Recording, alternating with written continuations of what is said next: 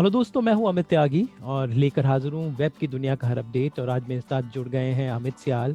इनकी ढेर सारी वेब सीरीज आपने देखी होंगी, जमतारा हो, हाल ही में काठमांडू कनेक्शन, और अब महारानी। तो अमित, एक के बाद एक आपके शोज आए जा रहे हैं। हर हर हर बार everything there is something new and interesting. तो इस बार महारानी में क्या नया खास है? महारानी में खास ये है कि एक पॉलिटिशियन का रोल निभाने का मौका मिला है मुझे। और खास बात यह है महारानी की, it's a beautiful drama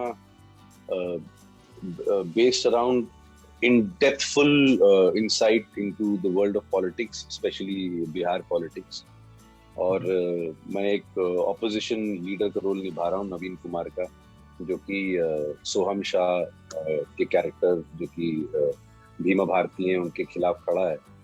and it's a tussle about the chair, the chief ministership, और and how things unfold, and of Bhima Bharati, and how she gets the throne, and what sort of unfolds then. I think सब लोग आपसे सवाल करें कि character कुछ कुछ नीतीश कुमार से मिलता जुलता है, पर कहीं ना कहीं स्टोरीज हमारी इंस्पिरेशन लेती हैं घटनाओं से, though it's suppose to be a fictional stories. But how much of reality is there in this story? देखिए, मैं मतलब पर्सनली इतना मुझे पॉलिटिक्स से ज्ञान है नहीं। मैं मतलब उतना ही ज्ञान है जितना कि मतलब जनरल फोक्स को रहता है कि कुछ कुछ पढ़ लिया, इधर देख लिया, कुछ ज्यादा इवेंटफुल हो गया तो उस पर थोड़ा सा स्टडी कर लिया, ये वो। तो वो ऐसे ही है जैसे कि आप थोड़ा क्रिकेट के साथ इन्वॉल्व रहते हो, और वो नेचुरली आता है इंडियंस को करना। तो वैसा ही है। तो मुझे ऐसा पर्सनली तो वो कुछ पढ़ के ऐसा लगा नहीं कि किसी के ऊपर बेस्ड है। एक फिक्शनलाइज स्टोरी है, और एक बहुत ही बढ़िया वुमेन एम्पावरमेंट के ऊपर एक कहानी बोलती है, और उसी के अराउंड ड्रामा क्रिएट किया गया। सबसे इम्पोर्टेंट होता, चूंकि आप इससे पहले जमतारा में भी आपने बिहार का, झारखंड की वही भाषा बोली थी, तो इस बार जो खालिस बिहारी है, जिसे मैथिली है जो भी बोला जाए, उस पे कैसे आपने वर्कआउट किया? नहीं, लहजा था मैंने उस वो लहजा बिल्कुल नहीं है मेरे कैरेक्टर का। क्योंकि हमने उसको थोड़ा पढ़ा लिखा दिखाया है, जो कि पॉलिटिक्स में अपनी एजुकेशन पूरी करने के बाद आता है। और तो वो उतना उतना रस्टिक नहीं है लैंग्वेज इसमें। और it's consciously done because Soham's character is quite rustic. There are other characters who are rustic, you know. So जानबूझ के वो थोड़ा डिफरेंशिएट करने के लिए वेरियस अथॉरिटीज को, वेरियस पावर्स के थ्रू कैरेक्टर्स वो ऐसा रखा गया है। तो बाकी तो मैं यूपी से हुई, और मुझे बस क्या है कि बिहार और यूपी के ट्रैंग में थोड़ा सा फर्क है, तो वो मुझे ध्यान रखना पड़ता था। तो उसके लिए हमारे जो राइटर साहब हैं नंदन, उन्होंने बहुत मदद करी। सुभाष जी मतलब विजर्ड हैं लैंग्वेजेस में, तो उनसे भी बहुत मदद मिलती रहती थी। तो बस उतना ही किया है। और ज्यादातर जो स्क्रिप्ट है वो इतनी इमैक्युलेटली लिखी है और इतनी इनडेप्थफुल है कि सारा फोकस जो है स्क्रिप्ट पे ही था मेरा। लॉकडाउन के बाद आपने शूटिंग की भोपाल, और दो तीन अच्छे अलग अलग लोकेशंस थे, तो कुछ मजेदार किस्सा, कुछ something, what kind of bond you shared with the other actor, something quirky that happened during the shoot? यार, मुझे ऐसा लगता है कि मैं ना, मेरे बड़े बहुत सीधे साधे से फन मोमेंट्स होते हैं कि अपना शूटिंग खत्म हुआ, जब शूट चल रहा होता है तो मैं मोस्टली काम में ही इन्वॉल्व रहता हूँ, और काम के ही थ्रू काम करते वक्त जो मजे आने चाहिए, जो हंसी मजाक चलना चाहिए कैरेक्टर टू कैरेक्टर, उसमें अपने आप को इन्वॉल्व रखता हूँ। और शूट के बाद तो फिर क्या है कि वेब सीरीज जब आप कर रहे हो तो इतना लंबा उसका ड्यूरेशन होता है कि आप सब ना चाहते हो भी एक दूसरे के हमदर्द, एक दूसरे के साथी, हम निवाला, हम प्याला सब बन जाते हो आप। तो रोज ही ठाके लगते थे कुछ ना कुछ बात पे, और रोज ही हम लोग साथ में होते थे मोस्टली शूट के बाद, और डिस्कसिंग द डेज अफेयर्स, और शूट में क्या हुआ, क्या कल क्या करना चाहिए, क्या कैसे हो सकता है। तो ऐसा कोई स्पेसिफिक मुझे याद नहीं है। और क्योंकि इतना अच्छी तरीके से शूट प्लान हुआ था तो इतनी ज्यादा कुछ प्रॉब्लम भी नहीं आई। हाँ, ये जरूर था क्योंकि हम लोगों को विधानसभा में वाले सेटअप में शूट करना था, तो जी वो थोड़ा सा मिलने में प्रॉब्लम हुआ, जो कि हम लोग को बहुत थोड़ा एक आध महीने के स्केड्यूल के बाद ही मिल पाई वो जगह, तो जिसके लिए हम लोग जम्मू गए थे। तो फिर वहाँ पे सब साथ में थे, एक ही होटल में थे, तो वही मस्ती चल रही थी।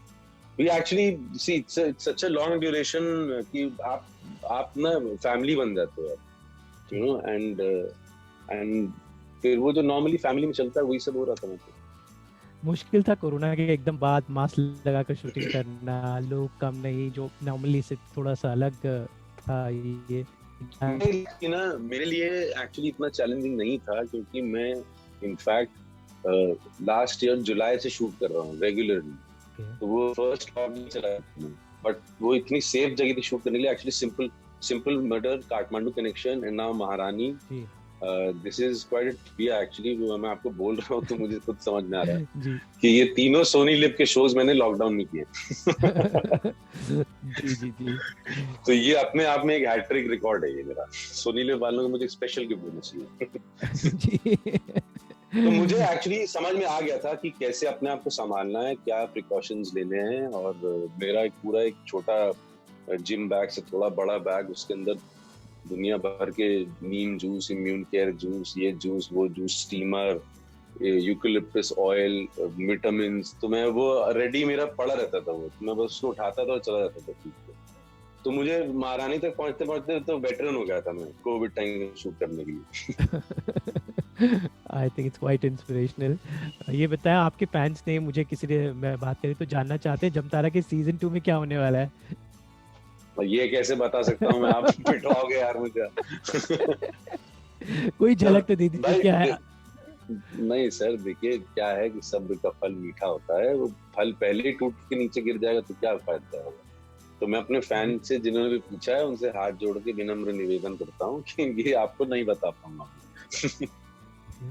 तो अमित, ये जानना चाहूंगा कि आपका काफ़ी लंबा सफ़र है, आप मुंबई में आए, नॉन मुंबई होते हुए आपने यहाँ पर अपना मकाम बनाया। जो ये वेब का दौर है, खासकर जैसे आप बैक टू बैक शोज़ कर रहे हैं, आपको नई पहचान दी, तो वेब सीरीज़ क्या आपको क्या लगता है कि ये जो नया जो आ गया है, एक मौके दे रहा है बहुत सारे लोगों को, और ये आगे आपको लगता है कि कलाकारों के लिए कितना वरदान सिद्ध होगा?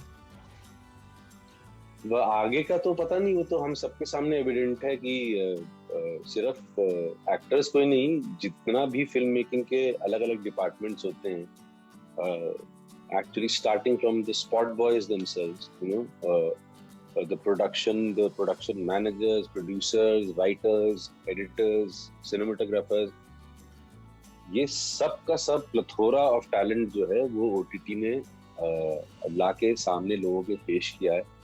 And it is something phenomenal to our industry. And मुझे लगता है कि this is unstoppable, and the kind of content that we've been able to churn out, I really hope that it keeps getting better and better and more insightful and depthful. So I think it's just a start. This is not going to finish very soon. तो बस जाते जाते ये जानना चाहूंगा, आप back to back shows आ रहे हैं, तो इसके बाद क्या जमतारा पहले आएगा कि मिर्जापुर पहले आएगा? अमित सियाल हमें अब अगले जल्दी कहाँ दिखेंगे? मैं आपको दिखूंगा। एक मैंने फिल्म करी थी जिसमें मैंने थोड़ा सा अपना मोल्ड ब्रेक करने की कोशिश की है। एक रोमांटिक कम ड्रामेटिक कम सुपरनैचुरल फिल्म करी है एक जी के लिए, आफतेश। और इनसाइड एज 3 भी शायद जल्दी आना चाहिए, तो आई थिंक इसी साल में हो जाना चाहिए रिलीज। तो let's hope for the best. और बाकी भी कुछ काम चल रहे हैं, लेकिन क्योंकि वो अभी आधे अधूरे ही हैं, फिर से बंद हो गए कोविड की वजह से जी। तो in due time we'll make announcements about that. Okay, thank you Amit, all the best, and इसी तरह आप लगातार दिखते रहिए और अच्छा काम करते रहिए। All the best and stay safe. Thank you so much. Thank you.